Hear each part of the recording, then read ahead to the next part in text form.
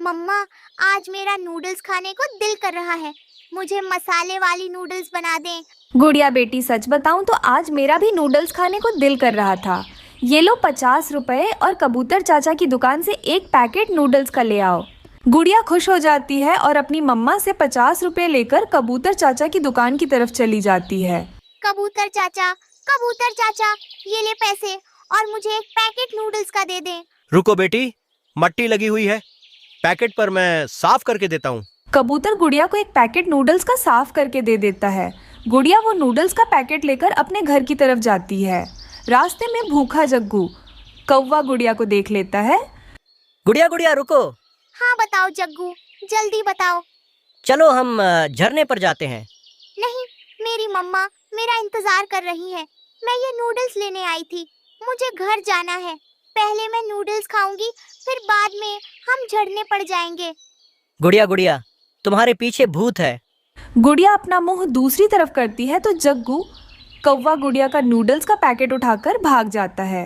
गंदा गंदा जग्गू कौवा, जग्गू गंदा है। गुड़िया रोती हुई अपने घर चली जाती है। मम्मा मम्मा, मैं ये नूडल्स का पैकेट गुड़िया से छीन कर लाया हूँ। मुझे जल्दी जल्दी से ये नूडल्स बना दें। जग्गू बेटा, वो चिड़िया फिर रोती हुई आ जाएगी। जब वो आएगी तो आप उसे डांट कर भगा देना। आपसे तो सब डरते हैं। पता है मेरे बेटे को कि मुझसे सब डरते हैं। अच्छा, तुम मुंह हाथ धो लो, मैं नूडल्स बनाती हूँ। मम्मा, वो जग्गू का बच्चा आज फिर मेरा नूडल्स का पैकेट छीनकर भाग गया है। गुड़िया बेटी, कई बार कहा है उस दुष्ट कौवे से दूर रहा करो, क्यों उसके पास जाती हो? पति जी, मैंने यहाँ एक नूडल्स का पैकेट रखा था, वो कहाँ है? वो तो मैंने रानो चिड़िया की बेटी गुड़िया को दे दिया है। वो पैकेट तो एक्सपायर हो गया था मैंने, इसलिए तो वो पैकेट यहाँ रखा हुआ था। अब जल्दी से जाओ, ये फ्रेश माल से नूडल्स का पैकेट ले जाओ और चिड़िया को दे आओ। कहीं चिड़िया वो एक्सपायर्ड नूडल्स ही ना बना ले। कबूतर अपनी पत्नी से नया नूडल्स का पैकेट लेता है और जल्दी जल्दी से चिड़िया के घर की तरफ जाता है। अच्छा बेटी, अब चुप कर जाओ, मैं कल आपको बना दूंगी नूडल्स। जी कबूतर भैया, क्या बात है? चिड़िया बहन, माफ करना, जो नूडल्स का पैकेट अभी अभी गुड़िया लेकर आई है वो मुझे दे दो और तुम ये नया पैकेट रख लो। ऐसे कहते हुए कबूतर चिड़िया को नया नूडल्स का पैकेट दे देता है। कबूतर भैया, वो नूडल्स का पैकेट तो गुड़िया से जग्गू कौवा छीन कर ले गया, इसीलिए तो वो बेचारी रो रही है।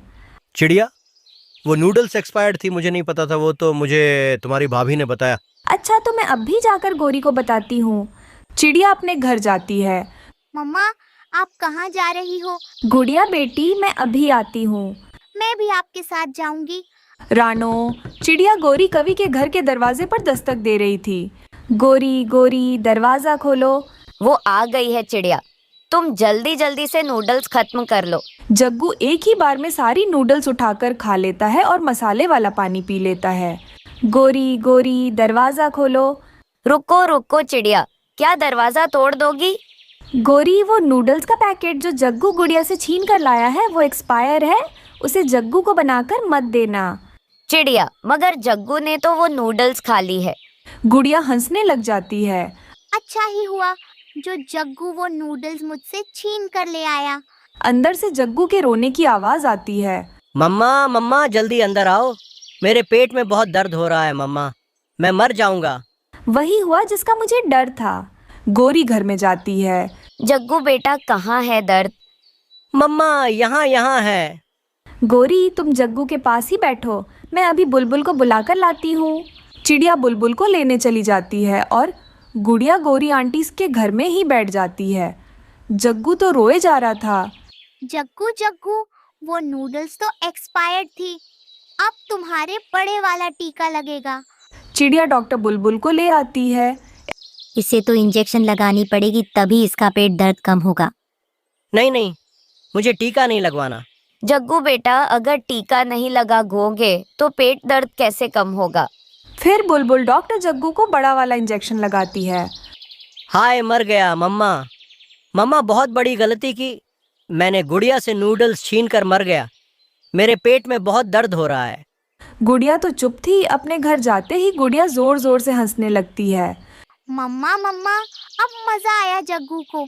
अब दोबारा कभी भी वो मुझसे चीज नहीं छीनेगा। गुड़िया बेटी ऐसे नहीं करते, बच्चा है वो भी, गलती हो गई उससे। तो फिर गलती की सजा तो बनती है ना। फिर चिड़िया अपनी बेटी को गरम गरम नूडल्स बनाकर देती है। गुड़िया और छुटकी दोनों अपने नानों के पास रहते थे क्योंकि उनके माता पिता को एक दुष्ट शिकारी ने मार दिया था। उनके नानों के पास एक गाय थी, नानो चिड़िया।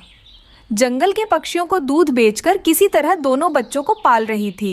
उस जंगल में ठंड काफ़ी बढ़ रही थी।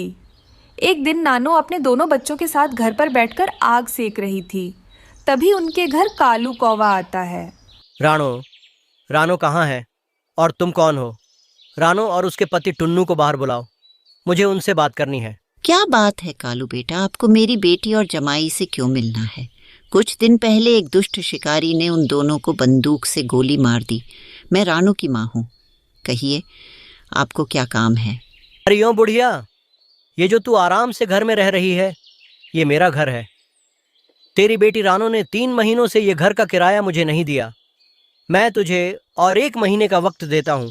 तुम जल्द से जल्द 4 महीनों का किराया चुका दो, वरना तुम तीनों को इस घर से बाहर निकालकर तुम्हारी गाय को मेरे साथ ले जाऊंगा। कालू बेटा, मैं तो सोच रही थी कि ये घर मेरी बेटी का है। मुझे नहीं पता था कि मेरी बेटी इस किराए के घर में रह रही थी। मैं अब बहुत बूढ़ी हो चुकी हूँ। अगर आप घर से बाहर निकाल दोगे तो दोनों बच्चों के साथ कहाँ जाऊंगी? ये बात तुम्हारी बेटी ने तुम्हें नहीं बताया, तो इसमें मैं क्या करूं? आज मैंने तुम्हें बता दिया। तुम जल्द से जल्द 1 महीने में पैसों का व्यवस्था कर लो, वरना तुम सबको बाहर निकाल दूंगा। अब मैं जा रहा हूं, 1 महीने के बाद फिर से वापस लौटूंगा। धीरे धीरे 1 महीना बीत जाता है। गुड़िया की नानो 4 महीनों का किराया जमा नहीं कर पाती है। कालू वहां आकर उन तीनों को घर से बाहर निकाल देता है और घर को बड़ा सा ताला लगा देता है। कालू बेटा, मुझे घर से बाहर मत निकालिए। मैं छोटे छोटे बच्चों को लेकर कहाँ जाऊंगी? जहां भी जाओ, इससे मेरा क्या मतलब? अगर किराया देना है तो रहो, वरना निकलो, भागो यहाँ से। कालू अंकल, हमें आपके घर में रहने दीजिए। देखो ना बाहर कितनी ठंड है। मेरी छोटी बहन ठंड से कांप रही है। कालू कौवा उनकी एक नहीं सुनता। वो घर को ताला लगाकर उनकी गाय को भी वहां से अपने साथ ले जाता है। नानो, अब हम इतनी ठंड में कहाँ रहेंगे? देखो ना, छोटी ठंड से कांप रही है। गुड़िया, छुटकी, तुम दोनों चिंता मत करो। तुम्हारी नानो अब तक जिंदा है। चलो हम कहीं और चलते हैं और रहने की जगह ढूंढते हैं। फिर वो बच्चों को लेकर रहने की जगह ढूंढने लगती है। तभी उनको एक खाली पड़ा घर दिखाई देता है। अरे, इस घर को तो किसी पक्षी ने पूरा बनाया ही नहीं। ये तो कई जगह से टूटा हुआ भी है। हम सब यहाँ नहीं रह सकते। गुड़िया, इस टूटे हुए घर में हम सबको बहुत ठंड लगेगी। चलो हम सब कहीं और चलते हैं। नहीं नानो, अब हम कहीं नहीं जाएंगे। हम इसी घर में रहेंगे। हमारे घर के पास हमारी गाय का ढेर सारा गोबर पड़ा है। हम उस गोबर से ही इस घर की मरम्मत करेंगे। जब हम गोबर से घर को पूरी तरह से ढक देंगे तो ठंडी हवा घर के अंदर नहीं आएगी। अरे वाह गुड़िया, तुम सही कह रही हो। तुम दोनों जाकर गोबर इकट्ठा करके मेरे पास लाओ। मैं गोबर से पूरा घर ढक दूंगी। गुड़िया और छुटकी ढेर सारा गोबर इकट्ठा करते हैं। उस गोबर को अपने नानों के पास ले आते हैं। उनकी नानो उस गोबर से पूरा घर को ढक देती है। थोड़ी ही देर में उनका गोबर का घर बनकर तैयार हो जाता है। ठंडी ठंडी मौसम में गोबर का घर अंदर से बहुत ज़्यादा गर्म था। उस गोबर के घर में वो तीनों खुशी खुशी से रहने लगते हैं। घर में पड़े हुए आलूओं से रानो चिड़िया अपनी बेटी चुटकी के लिए आलू फ्राइज बनाती है। माँ, आप आलू फ्राइज बहुत ही स्वादिष्ट बनाती हो। हाँ छुटकी बेटा, जंगल के पक्षियों को भी आलू फ्राइज बहुत पसंद है। काश मेरे पास ढेर सारे आलू होते तो मैं इस जंगल में आलू फ्राइज का ठेला लगा लेती। माँ, मैं यही कहने वाली थी। फिर तो हम दोनों बहुत ज्यादा अमीर हो जाएंगे। छुटकी बेटा, हमारे पास इतने पैसे नहीं हैं। हम ये व्यापार नहीं कर सकते। खिड़की के पास बैठा हुआ कालू कौवा रानो और छुटकी चिड़िया की बातें सुन रहा था। अरे वाह वाह, ये तो बहुत ही अच्छा मौका है चिड़िया को मेरे जाल में फंसाने का। दूसरे दिन कालू कौवा ढेर सारे आलूओं के बोरी एक बैलगाड़ी में रखकर चिड़िया के घर के पास रख देता है और वहां से चला जाता है। अरे ये क्या, ये किसकी बैलगाड़ी है? ये किसने यहाँ छोड़ दिया? माँ, शायद कोई पक्षी भूल गया होगा। थोड़े समय बाद वो वापस आकर अपना बैलगाड़ी ले जाएगा।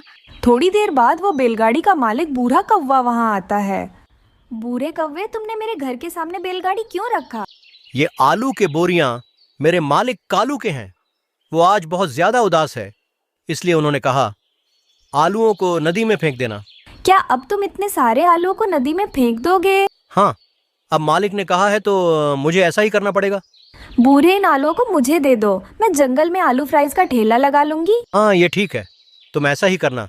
फिर बुरा कौवा सारे आलू के बोरियों को रानों को दे देता है और बैलगाड़ी लेकर वहाँ से चला जाता है। चिड़िया कह रही थी कि वो उन आलूओं से जंगल में आलू फ्राइज बनाकर बेचेगी। अरे वाह, मैं भी तो यही चाहता हूँ। जब चिड़िया अच्छे से कमाने लगेगी, मैं चिड़िया के पास जाकर उसका ठेला ले लूंगा। दूसरी तरफ चिड़िया ढेर सारे आलूओं को देखकर काफी ज्यादा खुश हो रही थी। माँ, इन आलूओं से आलू फ्राइज बनाकर जंगल के पक्षियों को बेचकर बहुत अमीर बन जाएंगे।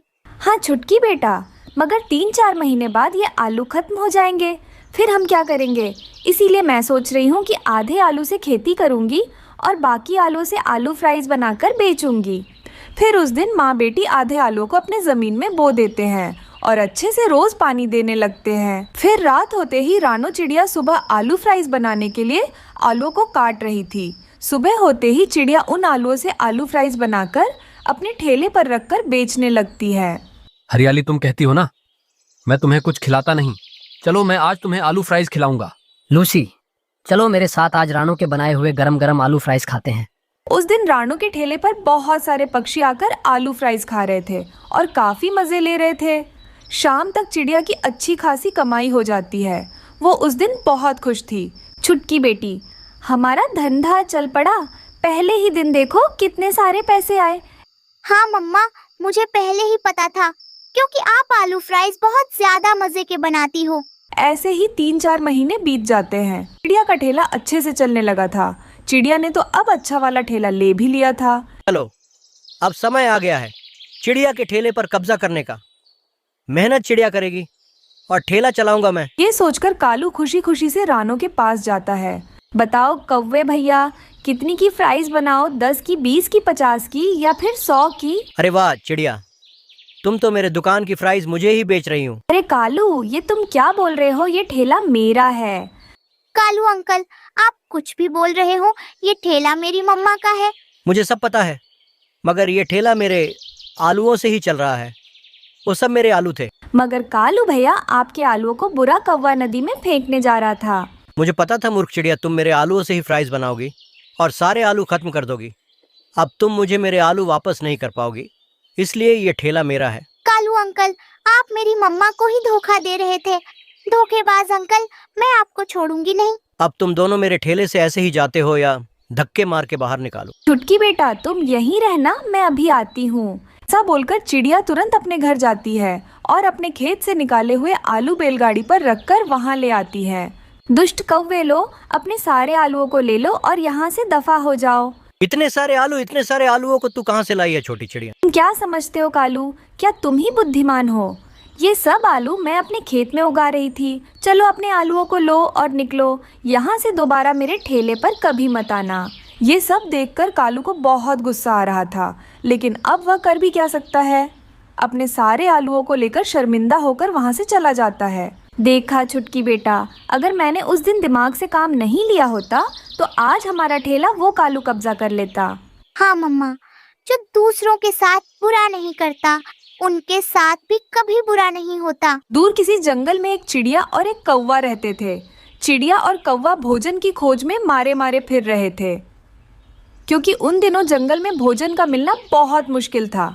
चिड़िया और कौवा थक जाते हैं और नदी के पास जाकर बैठ जाते हैं। कौवे भैया, मुझे बहुत भूख लगी हुई है और अभी तक कुछ भी खाने को नहीं मिला। शायद आज भी हमें खाली पेट ही घर लौट कर जाना होगा। मैं और नहीं उड़ सकता। मेरे शरीर में अब इतनी ताकत नहीं कि और उड़ सकूं। मैं तो इस नदी से पानी पीकर वापस जा रहा हूँ। चिड़िया और कौवे की बातें पास वाला नारियल का पेड़ सुन रहा था। वो एक जादुई नारियल का पेड़ था। वो पेड़ चिड़िया और कौवे से कहता है, कौवे और चिड़िया, मैं तुम दोनों को एक एक नारियल देता हूँ। मगर याद रखना, तुम्हें ये नारियल किसी दूसरे भूखे पक्षी को देना होगा। पेड़ जी, मगर हम भी तो भूखे हैं। हम भी भूख से मर रहे हैं। आप हमें नारियल दें ताकि पहले हम अपनी भूख मिटा सके। पहले दूसरों की भूख मिटाओ और फिर बाद में तुम्हें तुम्हारी नेकी का बदला मिलेगा। फिर वो जादुई नारियल का पेड़ चिड़िया और कौवे को एक एक नारियल दे देता है। चिड़िया और कौवा अपना अपना नारियल लेकर अपने अपने घरों को उड़ते हैं। अपने घर के बाहर बीमार बूढ़ी कौवी बैठी हुई थी। कौवे बेटा, मैं बीमार हूँ और भोजन लेने नहीं जा सकती, इसलिए तुम अपना यह नारियल मुझे दे दो। कौवा सोच में पड़ जाता है। अगर ये नारियल मैंने इसे दे दिया तो मैं क्या खाऊंगा? मैं कोई बहाना बना देता हूँ। ये सोचकर कौवा बूढ़ी कौवी से कहता है, बूढ़ी माँ जी, मैं मेरे पड़ोस में एक बीमार तोता रहता है। मैं ये नारियल का फल उसके लिए लेकर जा रहा हूँ। माफ करना, मैं ये तुम्हें नहीं दे सकता। ऐसे कहते हुए कौवा आगे बढ़ जाता है और घने पेड़ के नीचे बैठकर पत्थर पर मारकर वो नारियल तोड़ता है और खाने लगता है। कौवा वो नारियल खा लेता है। चिड़िया भी अपना नारियल लेकर जा रही थी। वो सोच रही थी कि वो यह नारियल किसे दे। तभी वही बूढ़ी कौवी चिड़िया से वो नारियल मांग लेती है। चिड़िया बेटी, मैं भूखी हूँ, तुम ये अपना नारियल मुझे दे दो। माँ जी, धन्यवाद मेरी मुश्किल आसान करने के लिए, क्योंकि मैं ये नारियल किसी गरीब पक्षी को ही देना चाहती थी। चिड़िया बूढ़ी कौवी को वो नारियल दे देती है और वहाँ से चली जाती है। दूसरे दिन कौवा और चिड़िया दोनों फिर से उस जादुई नारियल के पेड़ के पास पहुँच जाते हैं। कौवे, क्या तुमने वो नारियल किसी गरीब को दे दिया था? कौवा झूठ बोलता है। हाँ हाँ पेड़ जी, मैंने वो नारियल एक भूखे तोते को दे दिया था जो उड़ नहीं सकता था। पेड़ जी, मैंने वो नारियल एक बूढ़ी कौवी को देकर उसकी भूख मिटाई। वो बूढ़ी थी, उड़ नहीं सकती थी, इसलिए मैंने उसकी मदद की। तुम दोनों ने जो जो किया ठीक किया। फिर वो जादुई नारियल का पेड़ दोनों को एक एक नारियल और दे देता है। चिड़िया और कौवा खुश हो जाते हैं। पेड़ जी, धन्यवाद, मुझे बहुत भूख लगी हुई है। आज तो ये नारियल खाकर मेरी भूख मिट जाएगी। मैं भी बहुत भूखा हूँ। नहीं, ये फल तुम्हारे लिए नहीं है। आज फिर तुम्हारी परीक्षा है। तुम दोनों जाओ और जंगल में देखो, जो पक्षी तुम्हें सबसे पहले दिखाई दे, तुम दोनों अपना यह फल उसे दे देना। पेड़ की बात मानकर कौवा और चिड़िया फिर से जंगल की तरफ निकल जाते हैं। सामने कबूतर बैठा हुआ था, जिसे देखकर कौवा अपना मुंह दूसरी तरफ कर लेता है। अगर मैंने इसे देख लिया तो ये फल इसे देना पड़ेगा, मगर मैं ये फल खुद खाऊंगा। कौवा झरने के पास जाकर बैठ जाता है और मजे मजे से वो नारियल का फल खा लेता है। मगर चिड़िया जानती थी कि अगर उसने वो फल खाया तो उसे झूठ बोलना पड़ेगा, इसलिए चिड़िया वो फल अपने पड़ोसी कबूतर को दे देती है। कबूतर भैया, ये फल आपके लिए लाई हूँ मैं। मगर चिड़िया, इस मौसम में तुम्हें ये फल कहाँ से मिल गया? कबूतर भैया, ये मेरी एक परीक्षा है। ऐसे कहते हुए चिड़िया अपने घर चली जाती है। आज फिर से चिड़िया भूखी थी, वो भूखी सो जाती है। अगले दिन जब चिड़िया नारियल के पेड़ के पास जाती है तो वो पेड़ चिड़िया से कहता है, चिड़िया, तुम ईमानदार और बहुत अच्छी चिड़िया हो। तुम मेरी परीक्षा में पूरी उतरी हो। इस नदी के पार जाओ और सामने आने वाले बाग के सारे फल तुम्हारे हैं। तुम जितने चाहो फल खा सकती हो और अपने दोस्तों को भी दे सकती हो। चिड़िया बहुत खुश होती है और नदी के उस पार चली जाती है। थोड़ी देर बाद कौवा भी वहां आ जाता है। पेड़ जी, मैंने वो नारियल एक बुलबुल को दे दिया था। आज मैं बहुत भूखा हूँ।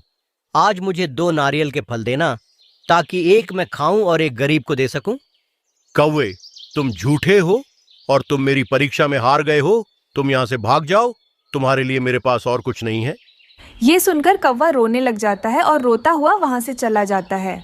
दूसरी तरफ चिड़िया एक ऐसे बाग में पहुंच जाती है जहां हर तरफ फल ही फल थे, और चिड़िया वहां ही एक पेड़ पर अपना घोंसला बना लेती है और मजे मजे से मीठे फल खाती है।